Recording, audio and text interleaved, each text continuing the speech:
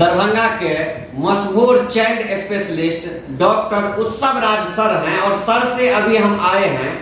जानने के लिए जो आजकल देख रहे हैं बच्चों में चमकी जैसे बीमारी बहुत देखने को मिल रहा है छोटे छोटे बच्चों में। और यह चमकी बीमारी से घर के लोग भी काफी परेशान होते हैं। तो आइए हम सर से बात करते हैं जो यह चमकी बीमारी आखिर है क्या और इससे कैसे बचा जा सकता है। सर सबसे पहले जानकी न्यूज में आपका स्वागत है।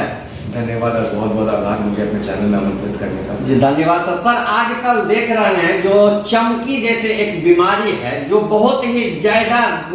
संख्या में मतलब फैल रहा, बहुत तेजी से फैल रहा है और गांव घर के जो गार्जियन होते हैं वो समझ नहीं पाते हैं जो यह बीमारी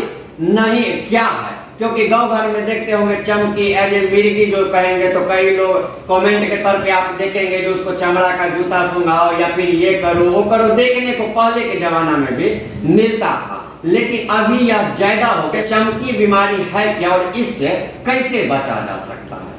जी प्रकाश जी, ऐसा है कि चमकी अपने आप में एक बीमारी नहीं है, चमकी अपने आप में एक लक्षण है जो कि कई बीमारियों में हो सकता है। तो सबसे पहले मैं जितने भी आपके दर्शक हैं, जितने भी आपके श्रोता हैं जानकी न्यूज़ के, उनको ये बताना चाहूँगा कि अगर घर पे अगर आपके बच्चे को चमकी आता है तो क्या करें और क्या ना करें, ये सबसे ज़्यादा ज़रूरी है। अक्सर ऐसा देखा गया, जैसे अभी आपने बताया कि चमड़े का जूता सूंघाना, कहीं दांत बैठ रहा है, लोग उंगलियां फंसा रहे होते हैं, चम्मच डाल रहे होते हैं मुंह में, भीड़ कर देते हैं। तो सबसे पहले है कि अगर बच्चे को चमकी आता है तो उसको बाएं करवट करके आप जमीन पे या बिस्तर पे लेटा दें जिसमें सर नीचे की तरफ हो, ताकि अगर उस स्थिति में बच्चा उल्टी करता है तो वो सांस की नली में ना जा पाए और सांस उसको प्रॉपरली आते रहे। भीड़ ना करें, कम से कम लोग वहां पे रहें और कोशिश करके अफरा तफरी ना मचाएं, ठीक है जी। इसमें बोलने में और सुनने में बहुत अजीब लगेगा, लेकिन अगर उस समय का अगर आप बहुत ज्यादा पैनिक नहीं एक वीडियो बना पाए तो जब आप डॉक्टर के पास बच्चे को लेके जाएंगे और बाई चांस अगर तब तक चमकी रुक चुकी है तो वो वीडियो देख के डॉक्टर चमकी किस वजह से बहुत हद तक डिफाइन कर पाएगा और कुछ कुछ जांचें भी शायद नहीं करानी पड़ेंगी डॉक्टर को, क्योंकि जब आप चमकी के साथ डॉक्टर के पास पहुंचते हैं तो कई बार चमकी रुक चुकी होती है और कई बार चमकी चल रही होती है। जब चमकी आ रही होती है तब डॉक्टर के लिए बहुत आसान होता है उसको आइडेंटिफाई करना, लेकिन जब चमकी नहीं आ रही होती है तो ऐसे समय में अगर वीडियो मिल पाए डॉक्टर को तो उसके लिए बहुत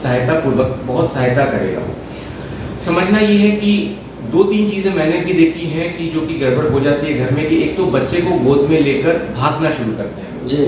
ऐसे क्रम में मैंने देखा है कि सीढ़ी होती है या फिर घर से निकल रहे होते हैं, गाड़ियों में डाल रहे होते हैं। कई बार मैंने देखा है कि माता पिता या उनके अभिभावक जो होते हैं बच्चे के वो गिर जाते हैं, उनकी हड्डियां टूटते देखी हैं, उनके सर टूटते देखे हैं मैंने। बच्चे कई बार इस क्रम में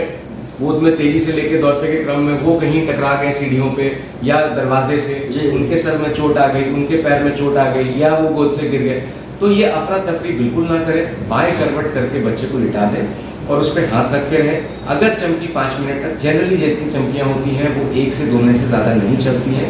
अगर 5 मिनट से ज़्यादा हो रही है तो बच्चे को उसी अवस्था में अच्छे तरीके से तैयारी करके उठा के डॉक्टर के पास नज़दीकी अस्पताल जो आपका हो वहाँ ले जाएं। सबसे ज़्यादा ज़रूरी वो होता है कि चमकी रुकना डॉक्टर का मेन औचित्य नहीं होता है, उस समय ऑक्सीजन लगाना, साथ में सक्शन करना ताकि बच्चा कुछ एस्पिरेट ना करे, वो प्राइमरी केयर है। उसके बाद फिर कैमरा लगा के हम लोग लोराज़ेपाम या मिडाज़ोलैम दे रहे होते हैं बच्चे की चमकी रोकने के लिए। चमकी अगर फिर भी चल रही होती है तो जैसे पहले कहा जाता था कि अगर 30 मिनट से ज़्यादा चमकी है तो उसको स्टेटस एपिलेप्टिकस कहते थे, लेकिन अब मान के चलते हैं कि अस्पताल में जो भी बच्चा आया और उसको अभी चमकी आ रही है तो उसको स्टेटस एपिलेप्टिकस ही मान के चलिए, क्योंकि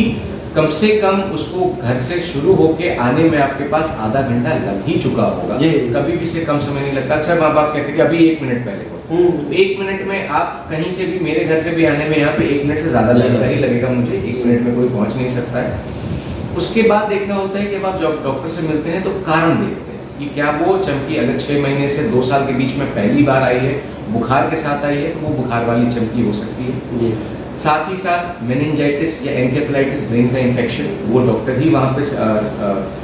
उसको डायग्नोज कर सकते हैं, अपने तरफ से आप नहीं डायग्नोज कर सकते। और कई बार जैसे आपने कहा मिर्गी यानी कि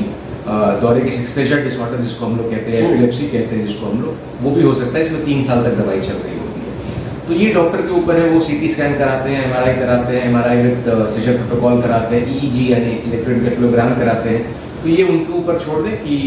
क्या जांच के प्रोसीजर्स होंगे, और कई बार रीढ़ की हड्डी की पानी की जांच भी करनी पड़ती है एन्केफेलाइटिस के लिए और मेनिंजाइटिस के लिए। तो ये डॉक्टर के ऊपर की चीज़ है, बट घर पे आप इन चीज़ों का ध्यान रखें जो मैंने बताया, उससे बहुत हद तक बच्चों को एक सही तरीका मिलेगा और अभिभावक भी कम परेशान होंगे और अफरा तफरी नहीं मचाएंगे।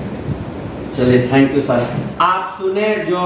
चमकी जैसे बीमारी से कैसे बचा जा सकता है, सर ने बतलाए हैं। तो आप जितने जानकी न्यूज देख रहे हैं, यदि आपके सामने में इस तरह का समस्या आए तो सर ने बहुत बड़ी बात कहे, जो आप उसको तत्काल उसका वीडियो बना लीजिए और वीडियो बना के उसको तत्काल जल्द से जल्द उसे डॉक्टर साहब से, अच्छे डॉक्टर से, जो भी मतलब चाइल्ड स्पेशलिस्ट डॉक्टर हैं उनसे जाके सलाह ले, ताकि वो वीडियो देख के पता लगाया जा सकता है कि किस तरह का चमकी था, किस तरह का बीमारी था। तो हम चाहेंगे जल्दी जल्दी इस वीडियो को शेयर